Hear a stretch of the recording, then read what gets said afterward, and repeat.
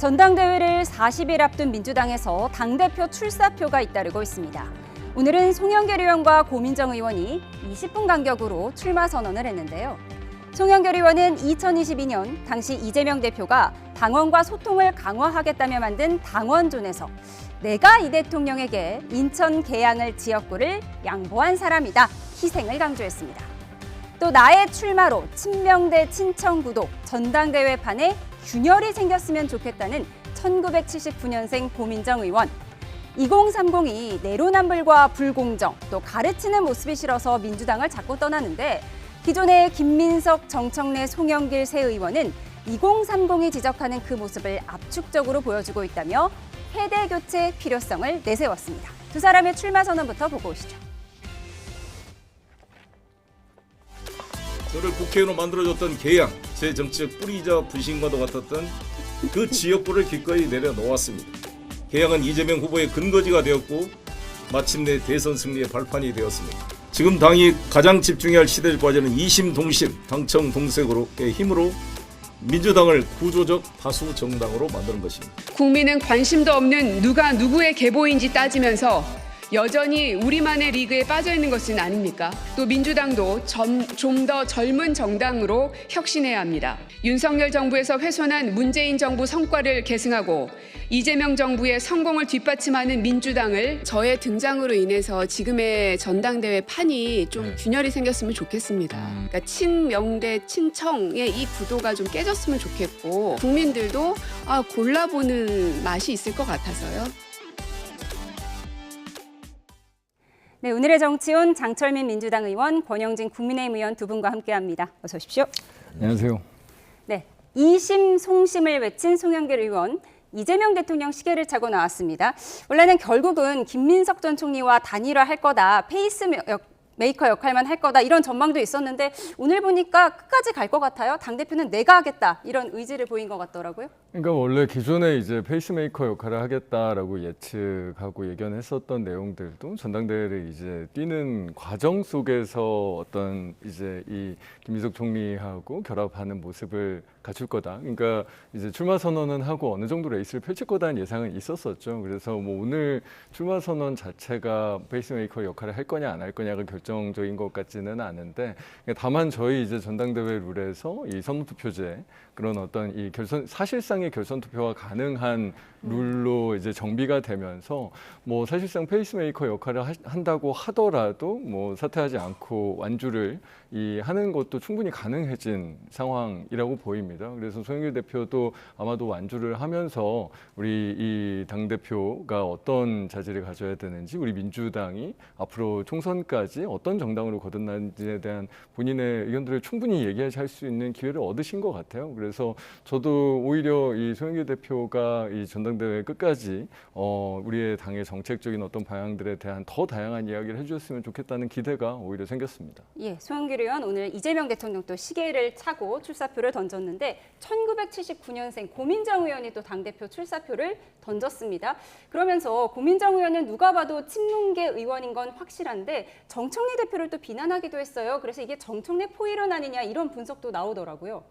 그 친문이기 때문에 사실은 뭐 민주당 이번 전당대회를 보면서 친명과 반명, 친청의 대결이다 이렇게 보잖아요. 그래서 이제 반명 친청 쪽은 뭐 우리가 얘기하듯이 문재인 대통령을 비롯해서 뭐 김어준 씨, 조국 그리고 유시민, 정청래 이렇게 묶잖아요. 근데 이제 우리 이 고민정 의원 같은 경우는 지금 문재인 정부에서 청와대 대변인을 했기 때문에 친문으로 속한 사람이기 때문에 이제 그런 구도로 보면은 고민정 의원에 나오는 게 아니라 정청래 의원을 도와야 되죠. 그런데 이제 본인이 나왔다는 것은 어찌 보면은 그럼 저 진영 구도에서 균열이 생긴 거 아니냐 이렇게 볼 수 있을 것 같습니다. 그런데 오늘 출사표를 던진 거 보니까 모두 까기를 하더라고요. 그러니까요. 정청래 당대표에 대해서는 대표 있을 때 소통도 없었고 의논도 없었고 당신 억울하다고 하지만 대표는 원래 다 짊어지는 거다 이렇게 얘기하고 또 김민석 총리한테 대해서는 아니 오직 우리 당에 사람이 없어가 국무총리 했던 사람이 당대표 해야 되냐, 우리 당이 이렇게 빈약한 당이냐 이렇게 얘기하는 걸 보면은 제가 볼 때는 저 고민정 의원의 출마가 특별하게 누구에게 불리하거나 할 것 같진 않아요. 지금 이게 선호 투표제이기 때문에 만약에 고민정 의원이 빠지면은 정청래 대 김민석 그다음에 이 송 대표 이렇게 가잖아요. 그러면 1번을 정청래 찍은 사람은 2번은 김민석을 찍을 수가 있는데 선호 투표제이기 때문에 1번 정청래 찍은 사람이 2번 고민정을 찍게 되면은 이거는 정청래 전 대표에게 유리한 거기 때문에 이게 고민정 의원의 출마가 반드시 정청래, 반정청래를 하기 위한 정청래에게 불리한 건 아니다. 오히려 제가 볼 땐 좀 신선한 것 같아요. 그동안 뭐 양쪽에서 이걸 뭐 과거 파헤치기에서 파묘 전쟁이다라고는 얘기도 있었고 또 한편으로는 무슨 세자 책봉하는 것도 아닌데 적통 경쟁만 하고 서로 헐뜯는데 고민정 의원이 나와서 청년을 대표하는 젊은 정치, 젊은 당을 만들겠다. 이 메시지는 좀 신선해 보이기는 합니다. 예, 고민정 의원이 골라 먹는 맛이 있을 것이다라고 했는데 신선하다고 평가를 해주셨습니다. 이런 가운데 김민석 전 총리와 정청래 전 대표가 SNS는 물론 공개 발언으로 설전을 벌이고 있는데요. 김민석 전 총리가 친정청래계 김어준 씨 방송에 오늘 출연했습니다. 직접 보시죠. 민주당의 당대표라는 건 굉장히 자랑스러운, 당연히 그런 로망이 있죠. 정청래 전 대표 직접 참전했습니다. 총리직에 있으면서 여당 대표 해보는 게 로망이라고 말해 그런 로망이 있죠. 평지 풍파를 일으킨 거야말로 자기 정치 사례라고 맞받았는데요. 선거 지휘, 토론 부족, 수기 부족, 당정 조율 부족 등등을 자기 정치라고 지적했고 저를 공격하신 분이 100% 남의 정치만 했습니까? 총리는 국정에만 전념해야지. 뭐가 자기 정치였을까요? 우선 합당론을 말씀드리면 그야말로 폭탄선언 식으로 됐거든요. 선언 방식으로 풀어서 뭔가 이렇게 정리하려는 과정. 이게 꼬였다고 저는. 민주당 하는 사람이면 당대표는 로망이죠. 아마 이런 취지로 얘기했던 것 같고 저는 자기 정치를 거의 안 했다고 평가해 주신 것이어서 감사합니다. 네, 김민석 전 총리가 오늘 김어준 씨 방송에 나와서 정청래 전 대표를 또 직격했습니다. 특히 조국 혁신당과의 합당 문제를 과욕으로 그르쳤다 이걸 지적했는데 자기 정치라는 게 원래 정치인들이 다 자기 정치하는 거 아닌가요? 물론 그렇죠. 뭐 실제로 당대표가 되는 게 로망이기도 하고요. 저도 마찬가지고 실제로 자기 정치를 하지만 그러니까 이게 약간 말장난이죠. 그러니까 자기 정치, 남의 정치 이런 게 아니라 실제로 지금 우리 여당은 여당의 입장과 사명이 있는 것 아닙니까? 실제로 국정 운영을 우리 이재명 정부와 함께 하면서 이 국정 운영의 방향성 같은 것들을 잡아나가고 국가가 제대로 가기 위한 일들을 이 당정청이 함께 해나가는 그런 일인데 저희가 이 왜 당정이 어떻게 보면 불협화음을 내지? 왜 당정이 이런 문제에 있어서는 정리가 잘 안 되지? 물론 당과 정이 당연히 모든 생각이 같은 게 아닙니다. 당은 훨씬 더 복잡하고 예. 굉장히 다양한 의견들, 특히 국민들과 더 가까이에서 선출직들이기 때문에 국민들과 더 가까이에서 의견들을 수렴하고 만들어 나가는 게 당의 역할이죠. 하지만 그 당과 정과 청와대가 함께 그것들을 모아 나가서 실제 국정 운영으로 만들어 나가는 그 과정에 충실한 게 자기 정치를 안 하는 예. 그런 거고요. 자기 정치를 하면 그런 어떤 갈등상을 오히려 만들어낸다거나 그 과정을 수습하지 못하거나 그 와중에 이 자기의 어떤 뭐 더 큰 이제 정치적인 지위 같은 것들을 위해서 일을 할 때 자기 정치한다라는 비판을 받는 거니까 실제로 뭐 지금 뭐 이제 이 합당 과정에 대한 이야기들도 있었고 뭐 등등의 이제 이슈들이 있었지만 그 과정에서 정말로 민주적으로 당과 정이 하나 되는 모습을 잘 만들어내는데 성공했냐 실패했냐가 저는 핵심이다라고 생각이 들고 사실 정청래 대표가 뭐 했었던 여러 가지 일들 중에 특히나 이제 혁신당과의 합당 과정이 이런 당내에서의 의견들을 잘 조율해 나간다던가 그것이 정치적인 성과로 만들어 나간다던가 하는데 대표적으로 실패했던 거는 맞는 것 같습니다. 예, 서로 자기 정치했다. 이 공방 이전에 어제는 또 감기약 공방도 있었잖아요. 김민석 전 총리 왜 계엄 해제 표결에 오지 않았냐? 감기약 먹고 잤다는데 그 성분이 뭐냐? 친정청래계에서 이걸 밝히라고 했었는데 오늘 김어준 씨 방송에 나와서 이 CCTV를 공개했습니다. 화면 함께 보겠습니다. 내가 국회에 가긴 갔다. 다만 1초 늦게 갔다면서 이렇게 김민석 전 총리가 담을 넘는 CCTV를 김어준 씨 방송을 통해 공개를 했더라고요.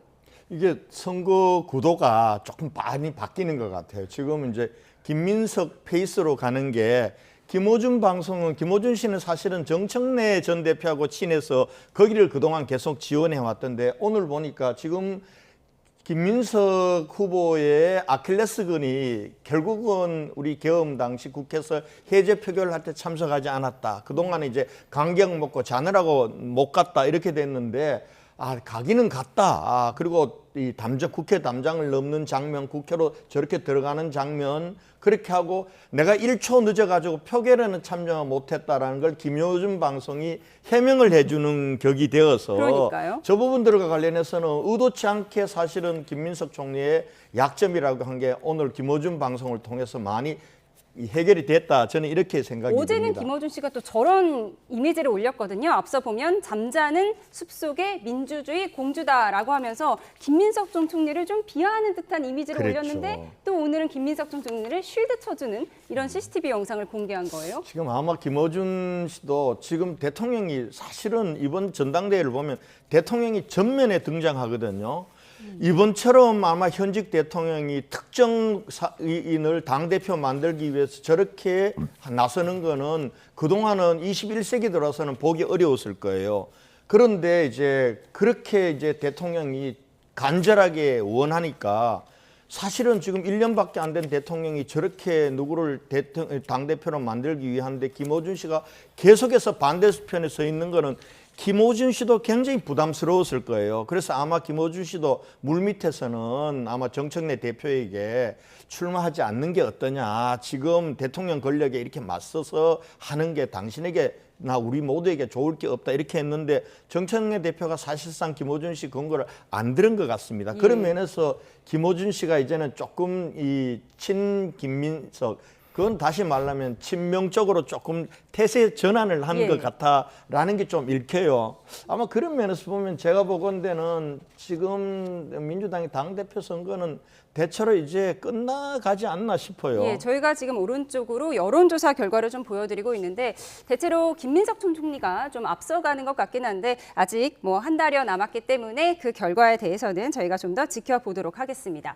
그런데 이 당대표 선출 방식을 놓고 또 시끄럽습니다. 기존 결선 투표제가 아닌 선호 투표제라는 걸 실시한다고 하는데 친정청래계 중심의 반발이 이어지고 있습니다. 저희가 이해하기 쉽게 3명이 나간다고 가정해서 좀 설명을 해드리겠습니다. 화면 함께 보시죠.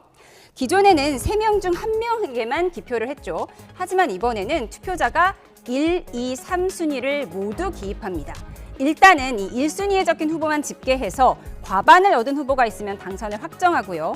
만약에 과반이 나오지 않으면 꼴등 후보자를 떨어뜨리면서 이 꼴등을 1순위로 뽑은 유권자가 2순위로 선택한 후보들에게 각각 표를 나눠줍니다. 이런 식으로 과반 득표자가 나올 때까지 반복하는 겁니다. 그런데 이 제도가 친명계 후보에게 유리하다는 분석이 나오면서 정청래 전 대표 측이 반발했고 당은 선출 방식을 다시 논의하기로 했습니다.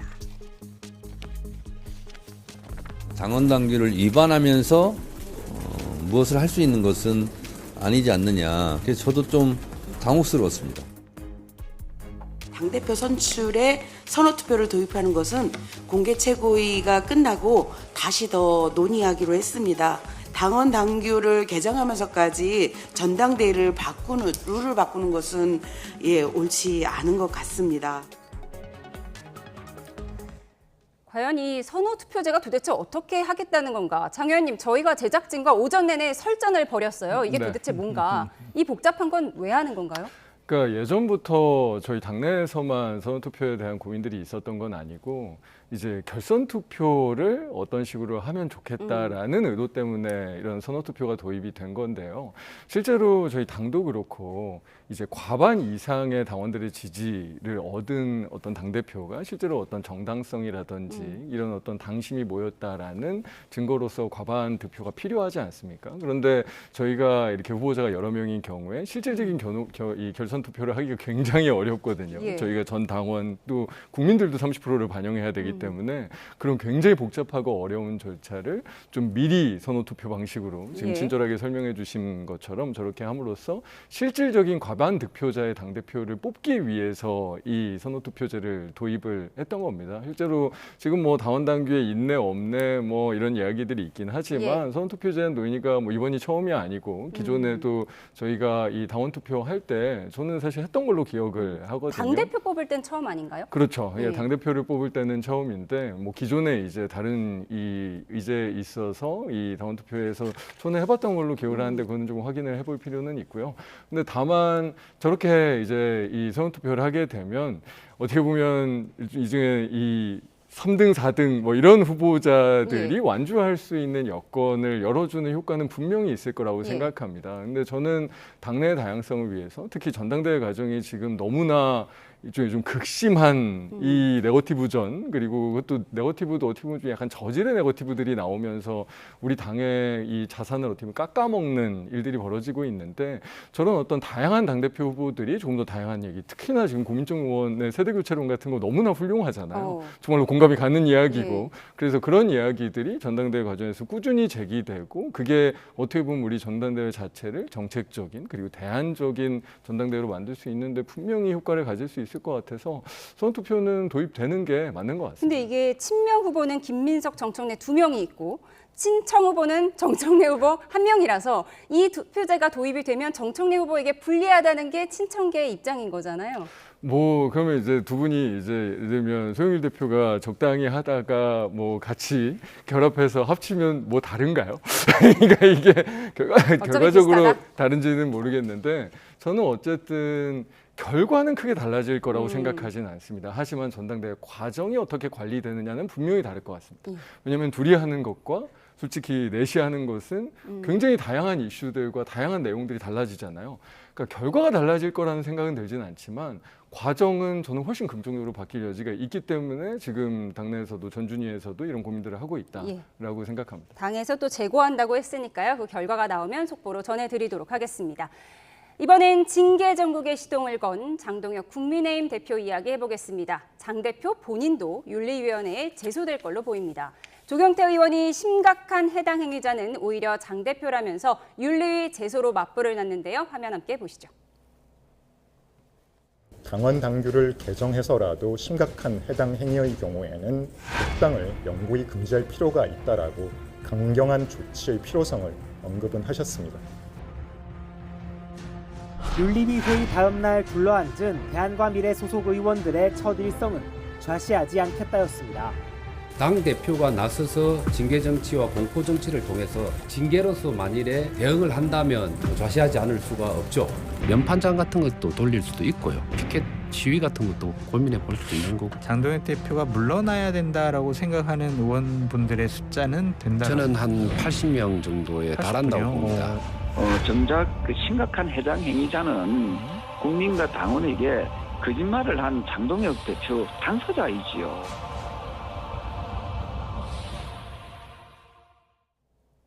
네, 권영진 의원님, 제가 이 질문 드리고 싶어서 만 하루를 기다렸습니다. 국회의원 배지를 걸고서라도 당을 바로 세우겠다. 배지를 건다는 게 어떤 의미일지 직설적으로 말씀해 주시면 좋겠습니다. 사실 뭐 당대표가 지방선거 결과 책임지고 물러나는 게 맞죠. 그동안 장동혁 대표가 나름대로 열심히 한다고는 했지만은 우리 당이 국민들 다수 국민으로부터 신뢰받기에는 노선이 너무 한쪽으로 치우쳐 있어요. 그동안도 계속 경험에 더 사과하고 윤어게인하고 절연하라 그랬는데 그거 제대로 안 하고 오히려 계속해서 절연을 요구하는 사람들을 분열주의자라고 하고 그 사람들하고 절연하겠다고까지 했잖아요. 부정선거 음모론에 대해서 우리 국민들이 동의하지 않는데도 불구해서 우리가 한교환이다라고까지 외쳤잖아요. 그리고 선거 들어와서도 공천 잡음도 많이 일으켰죠. 그리고 재발 후보들이 수도권 후보들이 좀 당대표 안 물러나더라도 뒤로 조금 물러나 주시고 혁신선대위라도 구정하자 했는데 그거조차도 거부를 했지 않습니까? 그러한 결과가 우리가 지금 12대 4라는 광역단체장 이런 결과가 나왔고 그러면은 물러나는 게 맞죠. 그런데 사실은 본인이 이제 계속해서 저걸 물러나지 않는 명분으로 뭐 참정권 수호 투쟁이다 이렇게 하다가 결국 병원에도 입원하시고 이렇게 했는데 아마 이게 저희들 같은 경우도 이런 거예요. 당대표가 저렇게 안 물러나려고 하니 이미 당대표 리더십은 잃었으니까 그렇다고 해서 우리가 매일 당대표 물러나라 이렇게만 할 수 없잖아요. 그래서 정정식 원내대표도 좀 시간을 두고 질서 있는 퇴진으로 가자 하길래 우리 대안과 미래도 거기에 동의하고 당분간은 당대표 사퇴론을 제기하지 않고 어찌 보면은 원내 구성과 관련해서 민주당이 저렇게 독주하고 있는 것에 대한 대여 투쟁을 하고 참정권 수호를 위한 제도 개편에 원내를 중심으로 하자 이렇게 결의가 지난주에 된 거예요.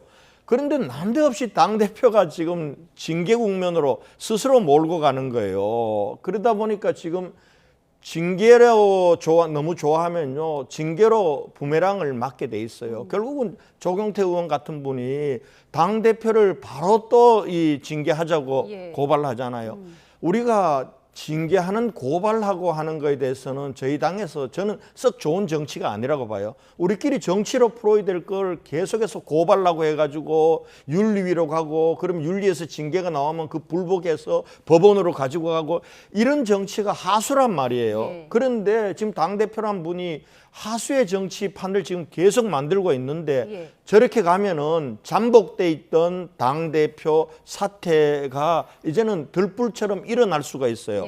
그동안 이제 어제 우리 이성건 이 간사가 대안과 미래 회의를 마치고 자시하지 않겠다라고 얘기를 했는데 여러 가지 얘기를 했습니다. 얘기를 했고 그 내용 중에는 그동안은 우리가 성명을 발표하고 백브리핑을 하고 말로 했지만은 이제는 행동하겠다라는 거고 그 행동은 모든 걸 걸고 만약에 당이 이렇게 망가지고 당이 독재화되고 당이 국민들로부터 버림받는 당으로 가는 걸 그냥 놔두고 볼 수가 없는 거예요. 그러면은 우리가 모든 걸 걸겠다. 그 속에는 배치까지도 들어있다라는 얘기를 제가 말씀을 드린 겁니다. 그래서 제발 장 대표가 지금이라도 이렇게 당을 갈등과 분열로 몰아가고 국민들로부터 당이 염증이 나도록 만드는 이 분열의 정치, 공포 정치, 징계 정치를 당장 그만둬야 됩니다. 그게 장 대표를 위한 길도 되고 우리 당을 위한 길도 된다는 말씀을 드립니다. 그러면 이성건 의원이 말씀하셨던 연판장이나 피켓이 외에도 직을 걸고 당대표 사퇴를 요구하는 좀 더 강도 높은 어떤 액션이 있을 수 있다. 이런 여러 가지 거죠. 논의가 있었고 그 부분들은 앞으로 당이 장 대표가 하는 여하에 따라서 저희가 행동의 강도를 높여나가자라는 걸 결의를 했습니다. 앞으로의 장 대표의 행동을 보겠다고 하셨는데 이런 분위기 속에 장동혁 대표는 오늘 인천으로 향해 재선거 요구 집회에 나서며 장외 정치를 하고 있습니다. 밤에는 연일 올림픽공원을 찾고 있는데요. 지금 보시는 것처럼 뒤에는 부정선거 불빛도 보이고요. 제명아 나랑 싸우자는 내용의 손팻말을 든 모습도 포착됐습니다. 특유의 서예체로 봐서 장 대표가 직접 쓴 걸로 추정됩니다. 장 대표는 대통령 호칭을 붙이지 않는 연설을 자주 해왔는데요. 이 대통령이 배제거 관련 언급을 한 적은 없지만 여기서 이 고등학생이 5.18 조롱 응원 논란을 일으킨 배제고 야구부를 지칭하는 것으로 해석되기도 합니다. 뭐 전한길 같은 극단주의자들, 부정선거 음모론자들 이런 사람들이 포함되어 있거든요. 그러니까 장외로 겉도는 것 자체가 장동혁 대표의 어떤 정치적 입지라는 것이 굉장히 좁다. 당 대표가 내가 천년만년 있고 싶다고 하더라도 뭐 아무리 길게 있어봐야 2년인 건데 그 2년을 다 채우기도 정치적으로도 어려운 상황이지만 얼만큼 이제 아름다운 마무리를 할 것이냐 여기에 대해서는 뭐 장동혁 대표의 선택에 달려 있는 것뿐입니다. 네, 장동혁 대표는 인천을 시작으로 전국 참정권 수호 집회에 나섰습니다. 그리고 어제 올림픽공원 시위 현장에서 보면 제명아 나랑 싸우자라는 손팻말을 들었어요. 장 대표가 참 붓글씨는 잘 쓰는데 그 내용에 대해서 어떻게 보셨습니까? 좀 어이가 없죠. 근데 뭐 저만 어이가 없는 게 아니라 뭐 국민의힘 내부에서 더 어이없어 하시는 것 같긴 한데 뭐 사실 다른 당 대표에 대해서 막 왈가왈부하는 게 어떻게 보면 장동혁 대표가 저렇게 하는 거랑 비슷해지는 것 같아서 조금 그렇기는 하지만 진짜 어떻게 보면 헌정사 거대 정당의 당대표가 이렇게 구질구질하고 이상하게 정치를 한 적이 있었나 싶기는 합니다. 진짜 웬만한 정치인 같으면 정말로 당내에 저런 사퇴에 대한 요구가 굉장히 강하고 특히 당내 노선에 대해서도 저렇게 공감대를 얻지 못하면 뭐 재시민임을 묻는 어떤 조치들을 한다든지 정치적인 승부를 걸면서 본인 사퇴와 어떤 저런 뭐 예를 들면 이제 부정선거론이라도 뭐 전혀 저는 공감하지 않고 국민들 다수가 전혀 공감하지 못하겠지만 저렇게 본인이 매일 갈 정도의 이 신념과 사명을 갖고 있는 그런 종류의 이슈라고 하면 저런 걸 가지고 국민의힘 내부에서 정말로 한번 승부를 건다든지 그렇게 해야 대표로서는 맞는 거죠. 어떻게 보면 이 당내에서 전혀 정치적으로 수완을 발휘하지 못하면서 장외로만 나가고 있는 게 장동혁 대표의 정치적 미래가 정말 없구나. 이제는 진짜로 할 수 있는 게 아예 없구나라는 그런 어떤 평가밖에 못 내릴 것 같습니다. 네. 김재섭 의원은 아름다운 결말을 얘기하긴 했는데 이 장외 정치와 징계 정치 그리고 권영진 의원님 같은 이 합리적인 의원님들의 대응 앞으로 지켜보도록 하겠습니다. 저희는 마지막 주제를 살펴보겠습니다. 박근혜 전 대통령의 비선 실세로 지목됐던 최서원 씨가 청주 여자교도소에서 복역 중인 가운데 국정농단 사건이 불거진 지 10년 만에 첫 언론 인터뷰를 해서 관심이 모아지고 있는데요. 과거 박근혜 전 대통령 영상부터 함께 보시죠. 오랜 인연을 갖고 있었던 최순실 씨로부터 도움을 받게 되었고 왕래하게 되었습니다. 최 씨는 박근혜 전 대통령이 자신에게 소명할 기회도 안 주고 이 발표를 해서 한순간에 몸종이 되어버렸다며 비수를 꽂는 것 같다고 표현했습니다. 또 박 전 대통령을 처음 만난 대학 시절로 돌아가 안 만났으면 좋았겠다며 조선시대 연좌제도 아닌데 손주들까지 고통받고 있다고 토로했습니다. 그러면서 최근 이 장면을 소환했습니다. 대구 서문시장 유세에 입고 나온 속이 비치는 의상, 시스루 룩을 보고 너무 놀랐다며 자신이 관여했던 예전 같으면 상상할 수 없는 모습이다. 코디가 안티인 것 같다고 말했는데 유영하 의원은 이렇게 맞받아쳤습니다. 도와주는 게 문제가 아니었어요. 도와주되 자기 개인적인 이익을 취하면 안 되는 거예요. 네. 개인적 이익을 취하지 않았으면 오늘 그 자리도 없었겠죠. 대통령 옷에 대해서 잠깐 언급한 게 있습니다. 대통령께서 선택하셨어요. 굉장히 좋아요. 최서원 씨는 11년째 옥살이를 해오다가 폐혈증 우려 등으로 입원한 상태인데요. 과거 이재명 대통령과 보수 농객 사이에서 사면 얘기가 나온 적이 있습니다. 최순실은 이제 사면할 때가 되지 않았나? 네. 너무 그건 재산 다 날리고 그렇습니까? 이렇게 대통령이 깜짝 놀라서 들었습니다. 네, 우리에게 최순실로 익숙한 최서원 씨, 최근 언론 인터뷰에서 박근혜 전 대통령을 만나지 않았으면 좋았겠다 이렇게 회한을 털어놨습니다. 뭔가 느끼시는 바가 많을 것 같습니다. 근데 뭐 여러 가지 말씀을 했고 또 인간적으로는 안 된 측면도 있습니다. 안 된 측면이 있는데 제가 저 인터뷰 다 읽어봤는데요. 저분이 지금 도합 21년형을 받고 지금 11년째 살고 있어요.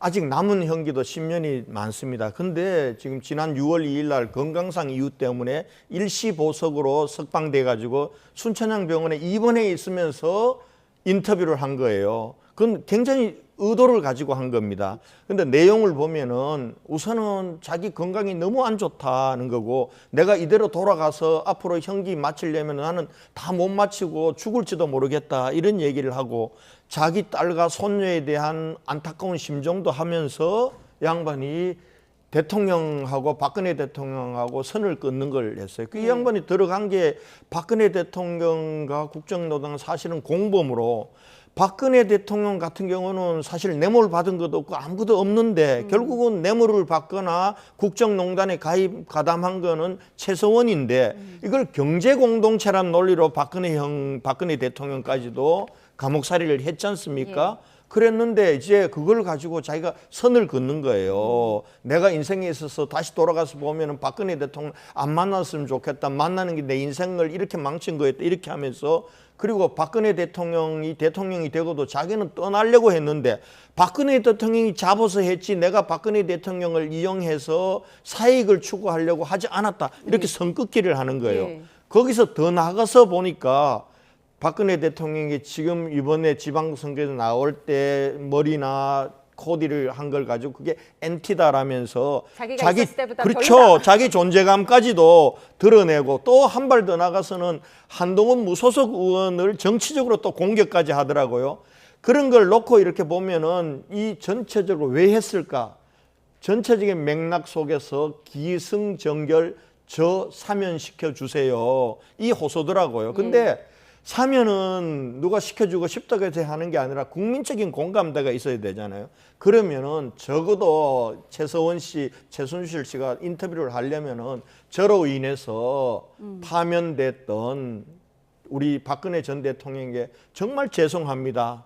그리고 그로 인해서 우리 국민들 얼마나 많은 어려움을 겪고 나라가 혼란스러웠습니다. 국민 여러분, 제가 속죄하겠습니다. 이 얘기부터 더 먼저 해야 국민들이 볼 때 좀 불쌍하고 안 됐다. 사면이라도 이제는 해줘야 되는가 이렇게 생각이 들지. 저런 식으로 정치적 계산을 하고 자기 계산대로 사면을 해달라고 얘기하면은 누가 국민들이 공감하겠습니까? 조금 안타까운 생각이 들더라고요. 예, 콕 집어서 사면을 원한 정치적 인터뷰였다 이렇게 해석하셨습니다. 지금까지 장철민 민주당 의원, 권영진 국민의힘 의원 두 분과 함께했습니다. 고맙습니다.